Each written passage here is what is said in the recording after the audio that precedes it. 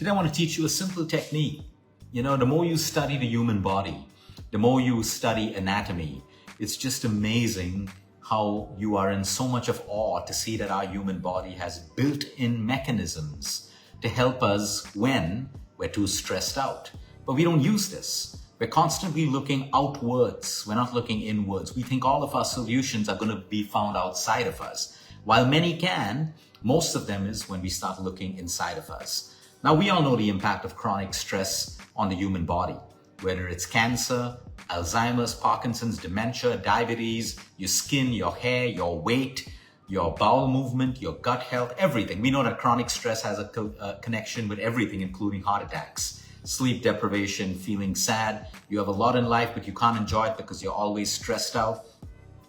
Day-to-day stress is never a problem for us. It's great for us. It's great for our immune system. The problem is with chronic stress, and we are going to be in those situations. We can't stop living.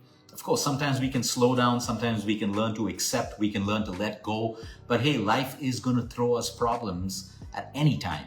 And how we handle that at that point is very, very important. Sometimes we're going to feel helpless. Sometimes we're going to feel betrayed. Sometimes we're going to feel cheated. Sometimes we're going to feel out of control. But the whole point is, how do I maintain harmony within trillions of cells? I could be in the most stressed out situation, but if I'm calm within, it's not affecting my health. So we've spoken so many times the way to move from the sympathetic nervous system, which is fight, flight, and freeze, to the parasympathetic nervous system, which is rest, digest, regenerate, and relax. That's the system we want to spend more time in. That's where all your healing happens. Your repair work happens, your digestion happens, you're able to sleep when you're in the parasympathetic nervous system. When we're in the sympathetic nervous system, it's great. When we're in an argument, we have to fight, we need to flight, we need to flee. That's great for us. It's protective in nature. But the more time we spend in the sympathetic nervous system, the more disease we have, the faster we age. So as you can now understand, longevity lies in spending more time in the parasympathetic nervous system. So we've discussed various ways of breathing before. Like you could be in a stressful meeting, you're feeling out of control, but you slow down your breathing.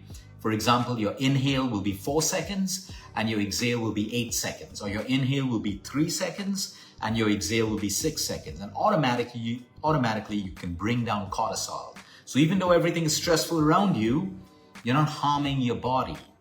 Today, the second thing that I'm going to teach you that can stimulate your vagus nerve, the nerve that runs right through your throat, right up to your body. Your vagus nerve will help you move into the parasympathetic nervous system. Okay? What we're going to talk about today and learn about is something that maybe all of you do it right now and some of you don't. It's humming. The power of humming. A lot of you do Om chanting. There is so much of science, wisdom, and magic in Om chanting. Okay, and if you don't do Om chanting for whatever reasons, it's absolutely fine. It doesn't have to be Om chanting. You see, when we look at different civilizations and religions over the year, you look at Eastern philosophy and Eastern religion. In India, we had Om chanting, and we had certain chantings that were in Sanskrit. And you chanted at a particular frequency or a vibration for many benefits: physical, mental, spiritual, and even to remain calm so that you could meditate better. In Western Christianity, we had Gregorian chants. So if you go on Spotify or Apple Music and you put Gregorian chants, they sound like hymns, but they were all recorded with a different frequency of voice. All of this also had the same impact.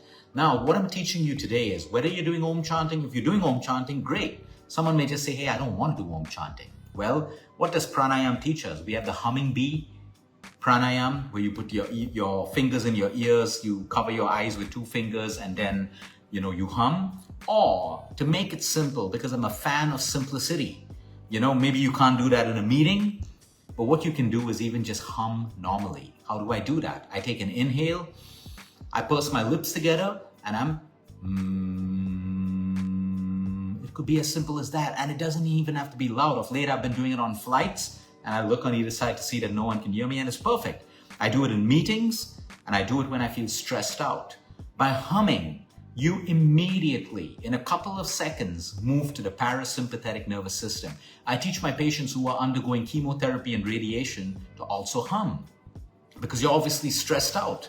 You're stressed out while you're going through chemo, there's fear. You're going through radiation, there's fear. I teach my patients before surgery, hum. After surgery, hum. You can breathe or you can hum, but I'm going to teach you the difference between the two today. So it's so simple. Why do we hum tunes when we're happy? We're in the parasympathetic nervous system, we're relaxed. Some people like to hum tunes, that's beautiful. But today what we're going to talk about is humming, okay, with your exhalation. Now this becomes more powerful. So I can hum a tune and do my work, but I'm not exhaling. I'm inhaling and exhaling. So if I take a deep breath, and with my exhalation, I'm humming. So it's a on the exhale. What's happening? Okay, the air in my nostrils, in my nasal cavity is oscillating.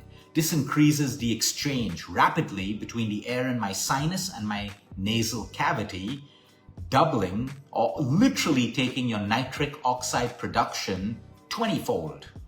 Why do we need nitric oxide in our body? It's a vasodilator, it's a bronchodilator, which means it relaxes and dilates the blood vessels. So it's great for people with high blood pressure, people with asthma, people with pneumonia, people with emphysema, people with COPD, basically any lung condition, or even you don't have a lung condition, it's great for that. It's great for people with exercise. So later, even during my workouts, I hum.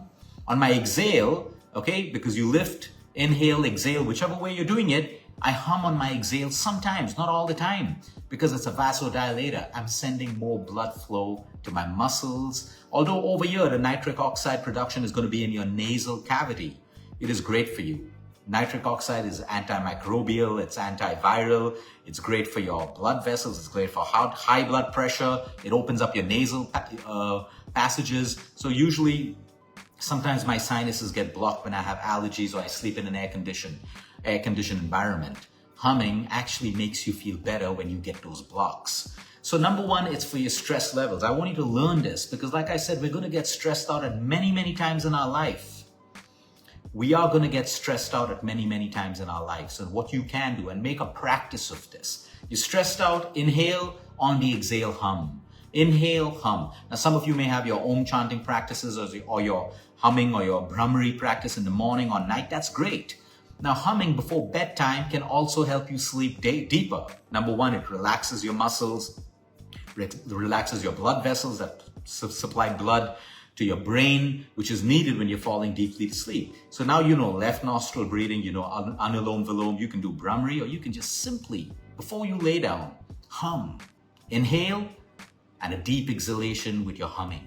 You can do this 6 to 8 times, you can do it 10 times, and do this with practice over the next couple of days and write into me and let me know how it's making you feel. It is so important for us to understand chronic stress is slowly, literally killing us every single day. Every single day, the amount of cumulative chronic stress that is building up in our system. So next time, all you want to do is hum. Hum. You can do it in a fixed practice, or you can do it at any point in your day when you feel stressed out, or you can just do it even if you're happy. Because the more you practice it, the better you get at it. Anything in life that we want to get better at, we just need to practice. Have a great day, everyone. And until next time, sleep, eat smart, move more, sleep right, breathe deep. And remember, you care is all about you.